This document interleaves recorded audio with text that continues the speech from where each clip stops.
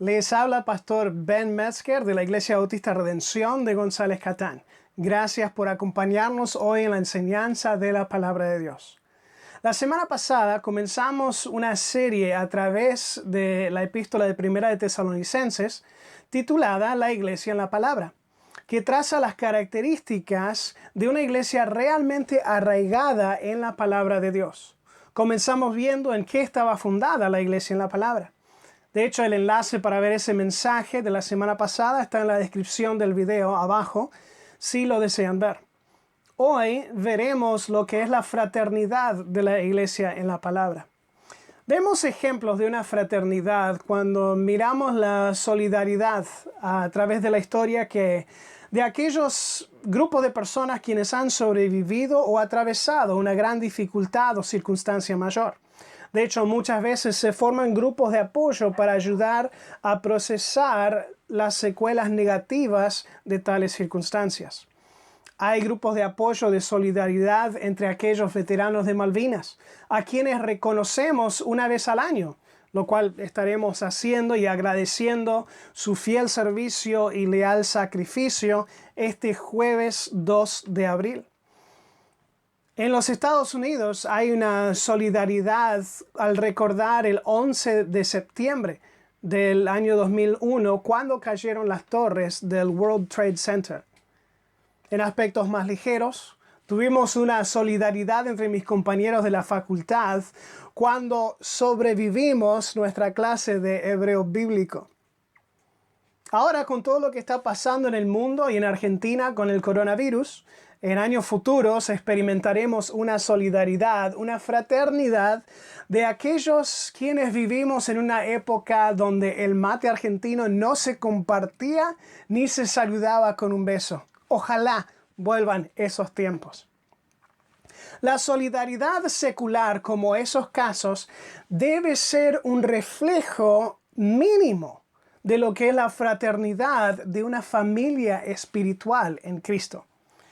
Ese tipo de fraternidad vemos en la relación que Pablo tuvo con diferentes iglesias que Dios había establecido a través de su ministerio, incluyendo la iglesia en Tesalónica. Y por medio de su ejemplo que vemos aquí en nuestro pasaje de hoy, pueden ir a Primera de Tesalonicenses, capítulo 2, allí en sus casas. Los pasajes estarán en la pantalla, pero si quieren seguirnos con su propia Biblia en casa, por favor hagan eso. Por medio de su ejemplo podemos definir algunas características de una fraternidad espiritual. ¿Y qué tiene que ver la palabra de Dios en todo esto? Leamos entonces 1 de Tesalonicenses 2. Vamos a leer todo el capítulo. Comienza así, versículo 1 de capítulo 2 de 1 de Tesalonicenses. Porque vosotros mismos sabéis, hermanos, que nuestra visita a vosotros no resultó vana. Pues habiendo antes padecido y sido ultrajados en Filipos, como sabéis, tuvimos de nuevo en nuestro Dios para anunciaros el Evangelio de Dios en medio de gran oposición.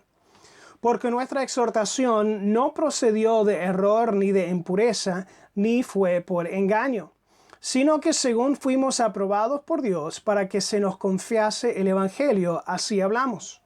No como para agradar a los hombres, sino a Dios que prueba nuestros corazones. Porque nunca usamos las palabras lisonjeras, como sabéis, ni encubrimos avaricia, Dios es testigo. Ni buscamos gloria de los hombres, ni de vosotros, ni de otros, aunque podíamos seros cargo como apóstoles de Cristo. Antes fuimos tiernos entre vosotros, como la nodriza que cuida con ternura a sus propios hijos.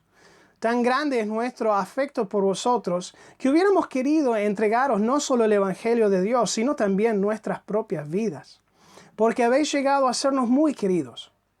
Porque os acordáis, hermanos, de nuestro trabajo y fatiga, como trabajados de noche y de día para no ser gravosos a ninguno de vosotros. Os predicamos el Evangelio de Dios. Vosotros sois testigos, y Dios también, de cuán santa, justa e irreprensiblemente nos comportamos con vosotros los creyentes. Así como también sabéis de qué modo, sea como el Padre a sus hijos, exhortábamos y consolábamos a cada uno de vosotros. Y os encargábamos que anduvieseis como es digno de Dios, que os llamó a su reino y gloria. Por lo cual también nosotros, sin cesar, damos gracias a Dios, de que cuando recibiste la palabra de Dios que oíste de nosotros, la recibisteis no como palabra de hombres, sino según que es verdad, la palabra de Dios, la cual actúa en vosotros los creyentes. Porque vosotros, hermanos, vinisteis a ser imitadores de las iglesias de Dios en Cristo Jesús que están en Judea, pues habiendo padecido de los de vuestra nación las mismas cosas que ellas padecieron de los judíos, los cuales mataron al Señor Jesús y a sus propios profetas, y a nosotros nos expulsaron, y no agradan a Dios y se oponen a todos los hombres, impidiéndonos hablar a los gentiles para que éstos se salvan. Así colman ellos siempre la medida de sus pecados, pues vino sobre ellos la ira hasta el extremo. Pero nosotros, hermanos, separados de vosotros por un poco de tiempo, de vista, pero no de corazón, tanto más procuramos con mucho deseo ver vuestro rostro. Por lo cual quisimos ir a vosotros, yo Pablo, ciertamente una y otra vez, pero Satanás nos estorbó. Porque ¿cuál es nuestra esperanza, o gozo, o corona de que me gloríe? ¿No lo sois vosotros delante de nuestro Señor Jesucristo en su venida? Vosotros sois nuestra gloria y gozo. Padre, te pido tu bendición en este tiempo. Ahora dejamos la enseñanza de tu palabra en las manos de tu Espíritu Santo, obrando en cada uno que oye tu palabra para aplicarlo, para traerlo a su vida de una forma que sea relevante, Señor. Gracias por darnos tu palabra, por el cual sabemos cómo vivir para ti y engrandecerte y glorificarte. En el nombre de Jesucristo, nuestro Salvador, pedimos. Amén. ¿Cuáles son las características entonces de una fraternidad de la fe, de la palabra? La fraternidad de la palabra se caracteriza por una administración saludable del Evangelio. Lo vemos aquí en los primeros 6 versículos. Una administración saludable del Evangelio. Fíjense en esos primeros 4 versículos. La administración saludable del Evangelio tiene una motivación correcta. Ahí Pablo en los primeros 4 versículos del capítulo 2 quiere poder resaltar el motivo, la motivación correcta y pura que ellos tuvieron al llevarles el Evangelio. Esta motivación entiende que la obra de Dios es mediante su poder y su palabra, no simplemente por el esfuerzo humano. Por eso Pablo en el versículo 1 le dice, vuestra visita a vosotros no resultó vana. Su visita a Tesalónica fue corta, apenas un mes, donde Pablo acostumbraba a pasar 1 año y medio, 2 años en diferentes lugares. Aquí pasó solamente un mes. Hechos 17:2 nos dice que fueron simplemente 3 días de reposo, 3 sábados. Pero Pablo dice que no fue en vano, por lo que resultó con la obra de Dios en la vida de los tesalonicenses. No fue en vano su corta visita. Ahora, esto refleja mucho el enfoque de Pablo en el poder del Evangelio, más que en el poder de sus propias palabras y esfuerzos. Ellos no pudieron estar por el tiempo que realmente deseaban estar en Tesalónica. No pudieron hacer todo lo que planeaban hacer en Tesalónica.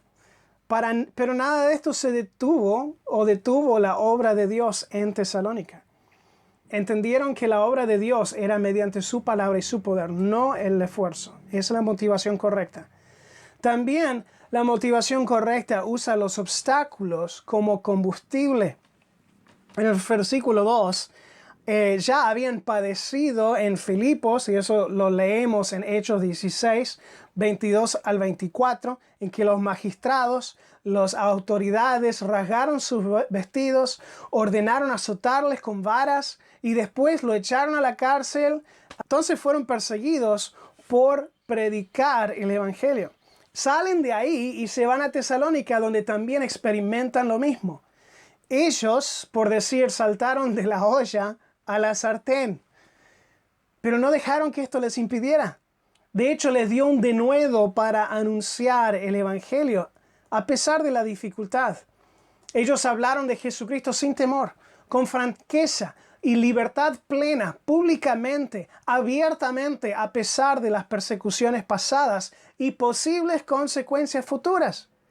Entendieron que la persecución de parte de los incrédulos era señal que ellos precisaban de Cristo. Por ende, Pablo y sus acompañantes predicaron con aún más denuedo. Era este mismo denuedo visto en los primeros apóstoles en ser perseguidos por el Evangelio de Cristo, Pedro y Juan, que dio testimonio del poder de Dios en ellos y la presencia de Jesús en sus vidas.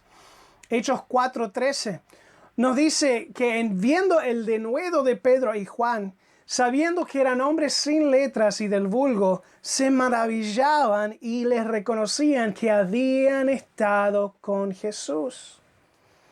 Esta motivación correcta también enfoca en la palabra de Dios, no al engaño del hombre. En versículo 3, Pablo nos asegura que el mensaje no fue falso, sino que fue verdad. La motivación no fue impura, sino pura, sincera. El método no fue engaño, sino de sinceridad. Nos dice que la motivación correcta también entiende su rol como administrador del Evangelio, y por eso el título del punto principal, administrando saludablemente el Evangelio. El versículo 4 dice, sino que según ti fuimos aprobados por Dios para que se nos confiase el Evangelio. Así hablamos. Ese término, que se nos confiase el Evangelio, nos habla de esa administración, de esa mayordomía del Evangelio. Dios les confió el Evangelio. ¿Qué hace el buen administrador, el buen mayordomo? Él protege los intereses del dueño y busca usar lo que le pertenece al dueño para el beneficio del dueño y sus intereses. En la misma forma, Pablo y sus acompañantes debían cuidar la pureza del mensaje del Evangelio, también usarlo para la gloria de Dios y la expansión de su reino. Es de hecho lo que refleja Pablo en 2 Corintios 5, 18 al 20. Cuando dice, y todo esto proviene de Dios, quien nos reconcilió consigo mismo por Cristo y nos dio el ministerio de la reconciliación. Que Dios estaba en Cristo reconciliado consigo al mundo, no tomándoles en cuenta a los hombres sus pecados, y nos encargó a nosotros la palabra de la reconciliación. Así que somos embajadores en nombre de Cristo. Como si Dios rogase por medio de nosotros, os rogamos en nombre de Cristo, reconciliados con Dios. Esta motivación correcta no busca aprobación de hombres, sino de Dios. No vivimos para los hombres, sino para Dios. Ahí al final del versículo 4 nos dice, no como para agradar a los hombres, sino a Dios, que prueba nuestros corazones. No podemos esconder nuestros motivos de Dios. Dios sabe. Él examina nuestro corazón. Jeremías 17:10 nos recuerda, y yo Jehová escudriño la mente y pruebo el corazón para dar a cada uno según su camino, según el fruto de sus obras. Ahora, en muchos casos, agradar a Dios se pone en oposición directa a agradar a los hombres y viceversa. La pregunta es la siguiente: ¿a quién realmente deseas agradar? La administración saludable del Evangelio no solamente lleva en sí una motivación correcta, sino que se cumple de una manera correcta. En los próximos 2 versículos, 5 y 6, Pablo nos comunica que la manera de administrar el Evangelio es comunicarlo claramente. El verdadero Evangelio no se comunica con juego de palabras, con palabras lisonjeras, falsos motivos o ningún otro tipo de engaño o truco para convencer a alguien. Los cristianos no son gente que han sido engañados o chamullados de alguna forma para convertirse. Han sido confrontados con la verdad de Dios en sus vidas y han reaccionado en obediencia a la verdad. La manera correcta también de administrar el Evangelio es buscar glorificar a Dios en comunicarlo. Pablo tuvo derecho, como apóstol de Jesucristo, uno enviado específicamente por el Señor Jesús resucitado, un requisito regularmente ignorado por los autonombrados apóstoles modernos de hoy en día. Pero Dios llamó a Pablo, Jesucristo mismo llamó a Pablo para cumplir su misión. Pudo haber usado su título, Pablo, para que le prestaran atención, pero no lo hace. En lugar de buscar su propia gloria al destacar su posición como un verdadero apóstol de Jesucristo, como tuvo que defender en su primera epístola a los Corintios, pero él resalta que nunca buscaron su propia gloria, sino el de Dios. No buscaron agradar al hombre en exaltar el ego humano por cómo le hablaron, ni intentaron exaltarse a sí mismos al establecerse como apóstoles, sino que dejaron que la palabra de Dios hable por sí misma. Este principio lo veo ilustrado muchas veces con un mal ejemplo, las veces que me han estafado con bolsas de basura. Ustedes quizás han visto o les han vendido, han ido por la calle y le han vendido paquetes de bolsas de basura, y ya me ha pasado tantas veces que ya ni le compro bolsas de basura a aquellos vendedores de la calle. Muchos de los vendedores en la calle tienen una forma de comunicar, no todos, pero muchos, y de los que yo me he encontrado. Entonces, si vendes cosas en la calle, no lo digo por ti, no te quiero ofender, pero en muchos casos he encontrado esto. Hay una forma de comunicar que involucra palabras lisonjeras. ¿Qué tal, jefe? ¿Cómo le va? Oh, sí, un hombre muy apuesto como usted, seguramente. Y son palabras lisonjeras. Lleva el pedido emocional, haciéndote sentir culpable que no compre. Ay, por favor, jefe, ayúdeme. Ay, dale, no sea malo. Y aún estafa el producto o el precio de quien lo compra. Recuerdo haber comprado un paquete de bolsas de basura y no me dejaba abrirlos para contarlos ni para ver cuánto tamaño eran.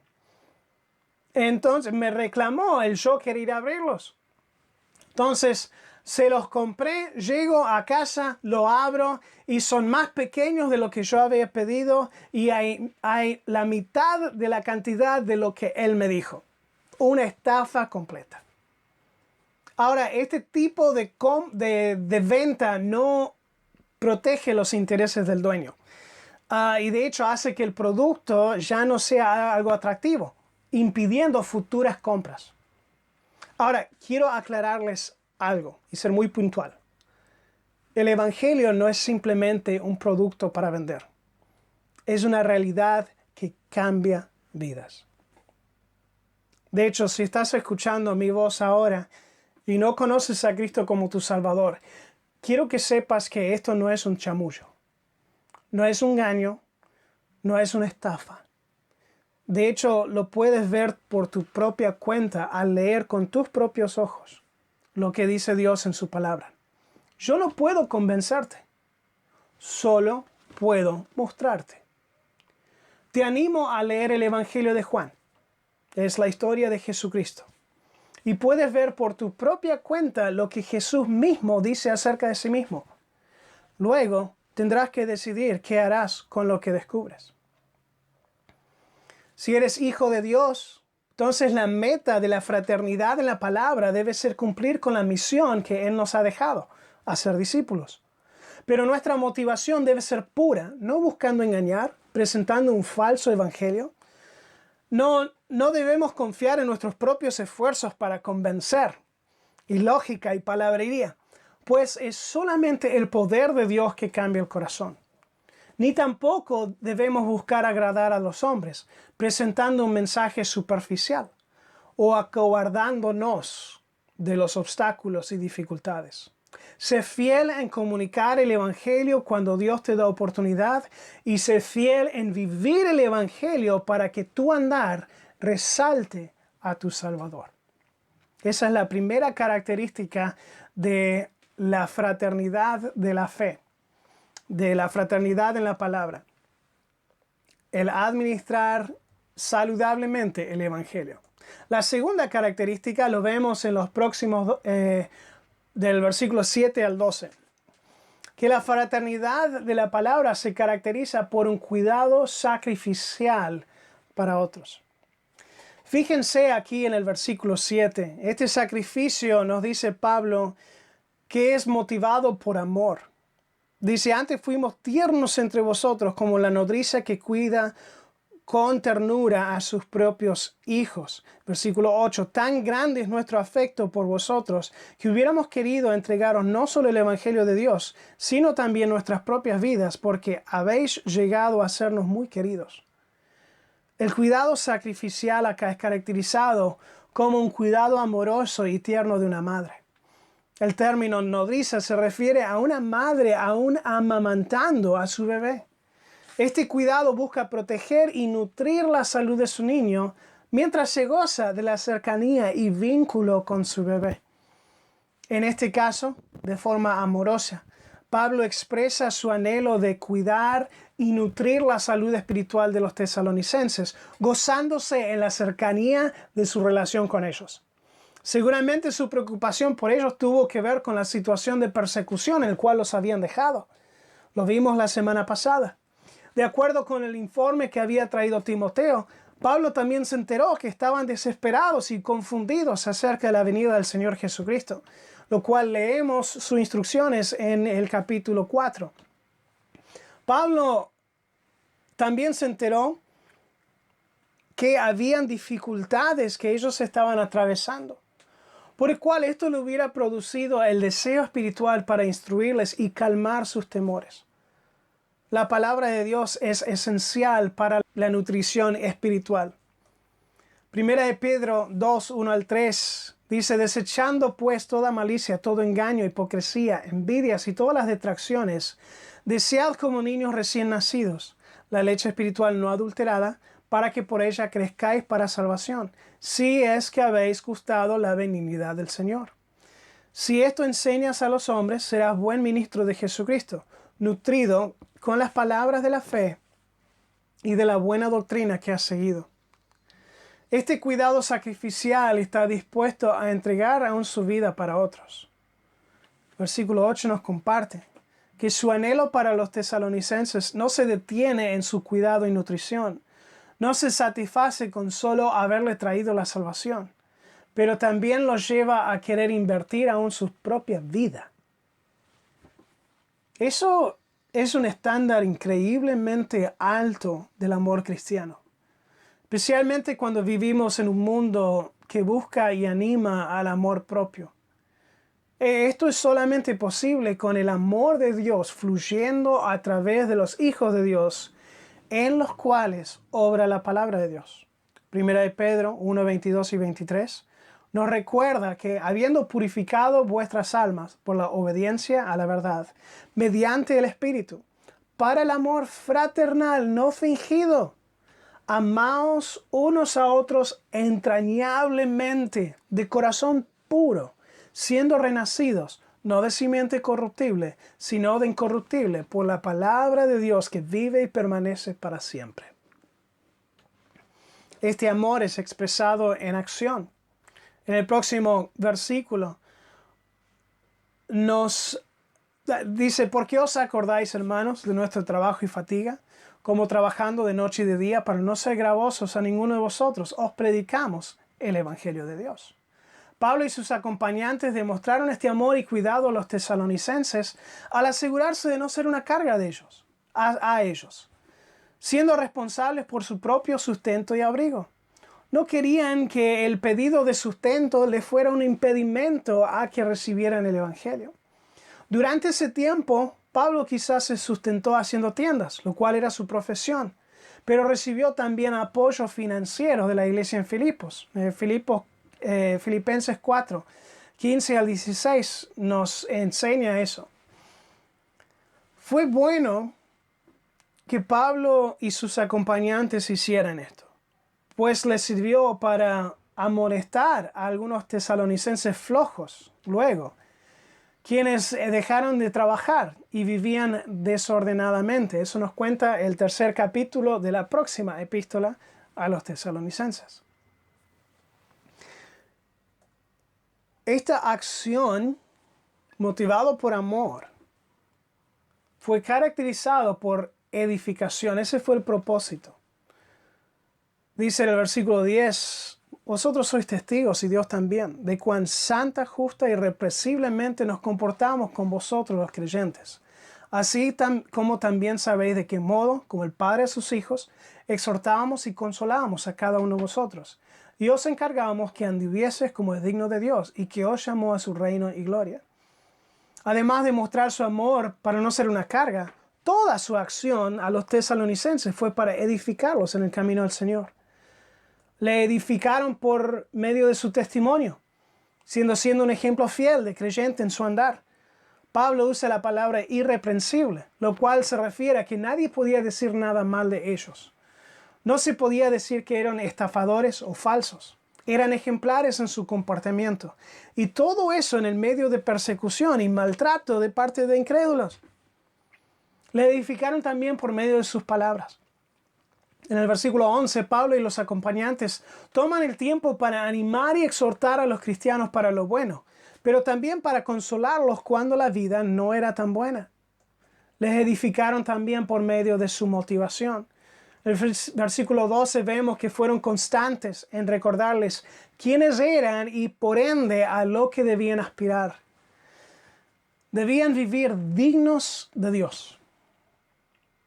Esto otra vez es un estándar increíblemente alto, pero al enfocarse en quién eran en Cristo, se podían dar cuenta que Dios los llamó y Él los ayudaría.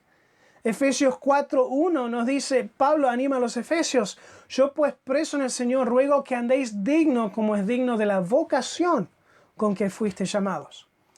Es necesario el recordatorio constante que somos hijos de Dios y que Dios nos ha llamado a ser santos, luz en la oscuridad, un cuerpo visible y funcionando como la iglesia de Cristo. Este cuidado sacrificial para otros es ilustrado en la vida de Christina Simons. En el año 2014, ella y su bebé de 18 meses se encontraron en una situación imposible, atrapados en el segundo piso de su departamento por un incendio que les rodeaba.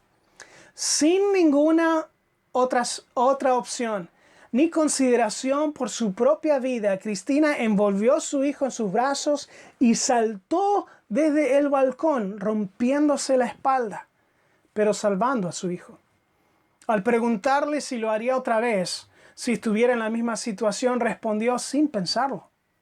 Su esposo afirmó a su esposa, diciendo, no me sorprende de ella. De hecho, no me sorprendería de ninguna madre. Como el esposo de Christina afirmó, este tipo de cuidado sacrificial de parte de una madre no nos sorprende. Y como padre lo entiendo. Lamentablemente nos dificulta decir lo mismo acerca de nuestro cuidado como cristianos hacia el mundo alrededor nuestro, aún a nuestra propia familia de la fe. Es fácil asistir a la iglesia buscando nuestro propio bien, que Dios supla nuestras necesidades, luego vivir en mi pequeño mundo, en mi burbuja, sin extenderme mucho hacia otras personas. Especialmente en un tiempo ahora de cuarentena obligatoria. Es más difícil ir a la iglesia y vivir buscando el bien de otros y las oportunidades para suplir las necesidades de otros y acompañar a otros en dificultad. Pero es específicamente lo que Dios nos manda.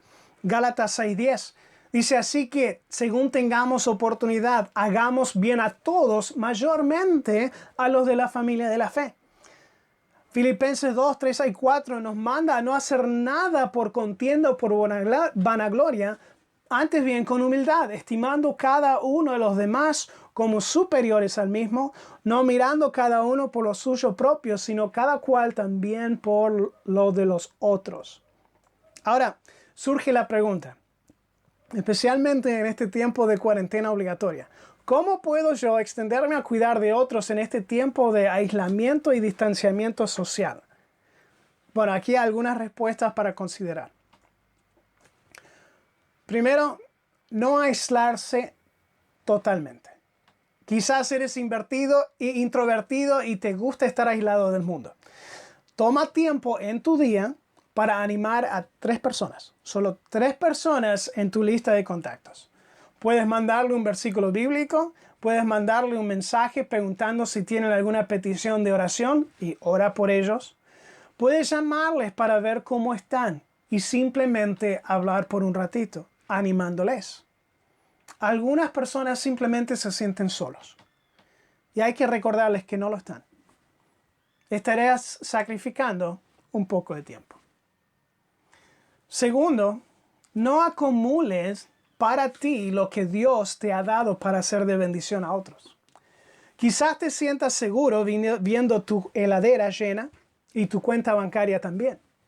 Pero Dios es la verdadera fuente de seguridad y en Él debes confiar.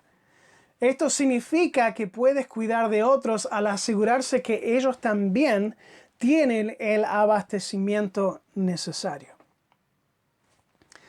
Tercero, puedes no dejar que el miedo a lo invisible te impide satisfacer una necesidad visible. Quizás notes que tu vecino o un familiar precisa ayuda de alguna forma. Está mandado por Dios a hacer el bien y buscar el bien de otros. Y estás permitido aún por el gobierno en esta situación a prestar ayuda a los que lo precisan. No dejes que el temor de contagio te impida hacer el bien. Toma las precauciones, los cuidados necesarios, completando los permisos necesarios y deja tu temor en las manos de Dios.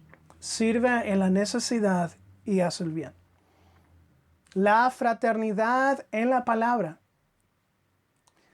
Cuida de forma sacrificial. También la fraternidad en la palabra se caracteriza finalmente por un movimiento de la fe auténtica. El versículo 13 nos apunta a la sinceridad de esa fe.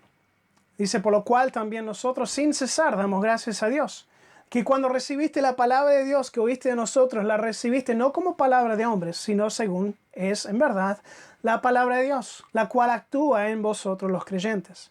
Pablo expresa aquí que la sinceridad de la fe de los tesalonicenses fue reflejada en cómo recibieron la palabra de Dios, cómo le dieron la bienvenida a su vida. Agradece por el hecho de que ellos lo vieron por lo que es en verdad, la misma palabra de Dios. Piensen en esto.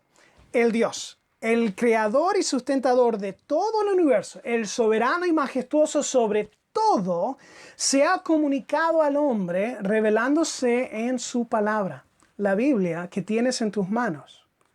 Sosténla ahí en casa. Lo que tienes en tu mano es la palabra de Dios. Además se ha revelado en su Hijo Jesucristo, nuestro Salvador. ¡Qué concepto tan extraordinario! Y esa es la razón por la cual el apóstol Pedro nos dice que todas las cosas que precisamos para vivir y creer, Dios ya nos lo ha dado mediante el conocimiento de su Hijo Jesucristo a través de su palabra. Segunda de Pedro 1. Todo el capítulo 1 habla de eso, pero el versículo 3 al 4 lo dice específicamente, como todas las cosas que pertenecen a la vida y a piedad nos han sido dadas por su divino poder, mediante el conocimiento de aquel que nos llamó por su gloria y excelencia, por medio de las cuales nos ha dado preciosas y grandísimas promesas, para que por ellas llegaseis a ser participantes de la naturaleza divina, habiendo huido de la corrupción que hay en el mundo a causa de la concupiscencia. En 1 de Pedro 1, 19 al 21, nos enseña que tenemos la palabra profética aún más segura. Que la palabra de Dios no vino a interpretación privada, significa que nadie simplemente puede decir esto es lo que Dios me dijo a mí, sino que Dios revela su palabra y es igual para todos. Porque es inspirada por Dios. Al ser la misma palabra de Dios, no es un libro cualquiera, sino que está viva y actúa en nosotros. Hebreos 4:12 nos dice, porque la palabra de Dios es viva y eficaz, más cortante que toda espada de dos filos, y penetra hasta partir el alma y el espíritu, las coyunturas y los tuétanos. O sea, va hasta lo más profundo de nuestras vidas y discierne los pensamientos y las intenciones del corazón. La palabra de Dios actúa, mueve. ¿Cómo es que mueve? Los próximos versículos nos enseñan dos aspectos del movimiento de la palabra de Dios que vemos en la vida de los tesalonicenses. Aquí en el 14 dice, vosotros hermanos vinisteis a ser imitadores de las iglesias de Dios en Cristo Jesús que están en Judea, pues habéis padecido de los que vuestra propia nación, las mismas cosas que ellos padecieron de los judíos. Ahora, la palabra de Dios primeramente nos mueve a seguir los buenos ejemplos de creyentes. Pablo otra vez reitera, como lo hizo en el primer capítulo, que ellos llegaron a ser imitadores de la iglesia de Dios en Cristo Jesús. Este término imitadores se refiere a una verdadera y correcta representación del original. La iglesia debe buscar ser una representación verdadera y correcta del diseño de Dios para su iglesia. Esto implica que individualmente estamos buscando seguir buenos ejemplos de los fieles y cuando estos fallan, como vimos la semana pasada, nunca olvidar que tenemos el supremo ejemplo en Jesucristo. La palabra de Dios también nos mueve a padecer por el nombre de Cristo. Pablo afirma los padecimientos de los tesalonicenses. La gran mayoría de la iglesia en Tesalónica era griega, una cultura pagana, y habían experimentado persecución tal como Pablo y sus acompañantes experimentaron cuando estuvieron en la misma ciudad. Lo vimos en Hechos 17 la semana pasada. De parte de ambos, judíos y griegos, vino la persecución. Pero Pablo les descubre que es la norma. De hecho, los judíos mismos crucificaron a su propio Mesías, los que comunicaron a ellos la revelación de Dios a través de la historia. Mas ellos no escaparán juicio. Dios en su tiempo los juzgará por el estorbo que han sido a las buenas nuevas. El padecer por el nombre de Cristo suena un poco raro en nuestro mundo de hoy, especialmente cuando disfrutamos de cosas como libertad de culto, por lo menos en nuestra región del mundo. Pero este no era el caso en Tesalónica. De hecho, no es el caso en varios lugares del mundo hoy. De hecho, el cristiano debe estar preparado a padecer por su fe. Y en su padecimiento realmente demuestra su gran confianza en su Salvador, la esperanza segura de la vida eterna. Dios nos advirtió que el mundo aborrecería a sus seguidores. Jesús lo dijo así en Juan 15. Si fueras del mundo, el mundo amaría lo suyo. Pero porque no sois del mundo, antes yo os elegí del mundo. Por eso el mundo os aborrece. Acordaos de la palabra que yo os he dicho. El siervo no es mayor que su Señor. Si a mí me han perseguido, también vosotros os perseguirán. Si han guardado mis palabras, también guardarán la vuestra. Pedro también advierte que no sea de sorpresa, pero que nos gocemos al ser como Cristo aún en sus padecimientos, porque significa que también compartiremos en su gloria. Eso lo encontramos en 1 de Pedro 4, 12 al 13. Esto produce un anhelo de la fraternidad. Lo vemos en el versículo 17 en adelante. Este anhelo de corazón procura el acercamiento. En el versículo 17, Pablo usa la palabra procuramos aquí y se refiere a un esfuerzo intencional e intenso en actuar. Y ese procurar es motivado por ese anhelo de corazón para verlos. Ellos se esforzaron en ir a verlos otra vez a Tesalónica. Hicieron todo lo posible para realizarlo. El anhelo de corazón continúa también a pesar del obstáculo. En el versículo 18 vemos que su procurar continuaba aún a pesar de las dificultades y aún los mismos estorbos del diablo. Lo intentaron una y otra vez. Aquí Pablo nos revela que el diablo, nuestro enemigo, de hecho sí mete la cola para estorbar los propósitos de Dios en su iglesia. Pero no debemos dejar que esto nos detenga, que nos impida a cumplir la voluntad de Dios en nuestras vidas.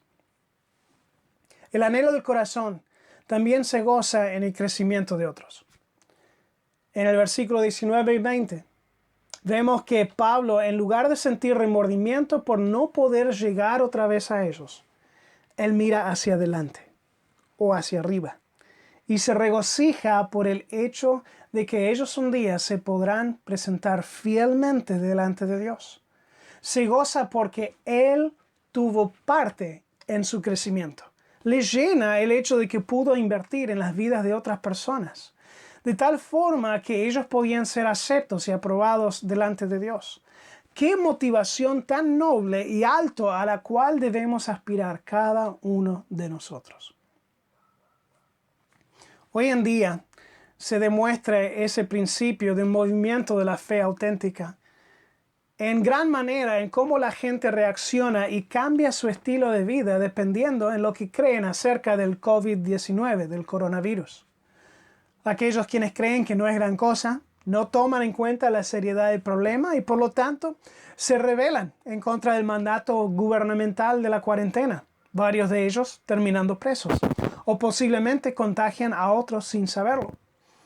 A lo opuesto, hay otros quienes sinceramente creen en la seriedad del problema y toman en cuenta el peligro de contagio y el riesgo, especialmente a los mayores, la importancia de sus acciones. A estos los verás si tienen que salir, o normalmente no saldrían, pero si tienen que salir, salen con una máscara quizás, o tomando distancia de otras personas, abriendo puertas con los codos o los pies, haciendo otras cosas que antes miraríamos y nos parecía raro, quizás algo cómico, pero ya no lo es. Vemos eso y nos damos cuenta que sus acciones son determinadas por una profunda creencia interna. De la misma manera, como cristianos, el mundo debe ver la acción producida por nuestra fe sincera. Esa fe auténtica viene del hecho de que la Biblia es la palabra de Dios y la creencia que al obedecerla nos llevará a agradar a Dios y que eso es mejor para nuestro propio bienestar. Esa fe sincera da lugar a la palabra de Dios en nuestras vidas para actuar en nosotros, a movernos, a cambiarnos, incluso dándonos la valentía para enfrentar dificultades con plena confianza en el Señor. También nos ayuda a reconocer que como nuestro adversario quiere estorbarnos de cumplir la voluntad de Dios en nuestras vidas. Nos ayuda también a procurar con toda diligencia, poner todo esfuerzo en buscar agradar a Dios. Por más introvertidos que quizás seamos, la fe sincera produce un anhelo de acercarnos el uno al otro, de cualquier forma posible. Nos ayuda a ver la interacción con otros como oportunidades de ayudarles a crecer y gozarnos en su crecimiento. Vemos nuestra parte en la gran comisión que Cristo nos dejó para ser discípulos. Quizás estás viendo esto y te das cuenta que no tienes esa fe auténtica en Jesucristo y por ende no tienes una participación plena en la familia de Dios. Te quiero animar a aceptar a Cristo como tu único Salvador. ¿Cómo puedes hacer eso? Bueno, la Biblia nos instruye que al reconocer tu condición pecaminosa ante Dios, tu completa incapacidad de acercarte a Él o merecer su favor por medio de tus propios esfuerzos, mereces su castigo santo y justo. Pero en lugar de confiar en las buenas cosas que podrías hacer para merecer la gracia de Dios, te aferras únicamente al hecho que Jesús tomó tu lugar, llevó tu castigo sobre su cruz y resucitó al tercer día, demostrando que Él era el verdadero Hijo de Dios, quien era el único que podía comprar tu perdón. Y esto lo confiesas a Dios en oración, creyéndolo con todo tu corazón. Y la Biblia dice en Romanos 10 que serás salvo. Te invito a aceptar a Jesús como tu único Salvador. Si has tomado ese paso de fe para una relación de Dios con Dios, entonces también te invito a que nos lo hagas saber. Así podemos proveer algo de seguimiento y ayudarte en tu crecimiento espiritual. Puedes hacer eso en dos diferentes formas. Puedes llamar o mandar un mensaje de texto o WhatsApp al número que aparece en tu pantalla. También puedes seleccionar el enlace en la descripción de este video titulado Contáctenos.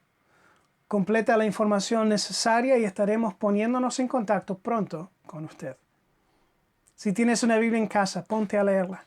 Y sugiero que comiences con el Evangelio de Juan para aprender más de Jesucristo.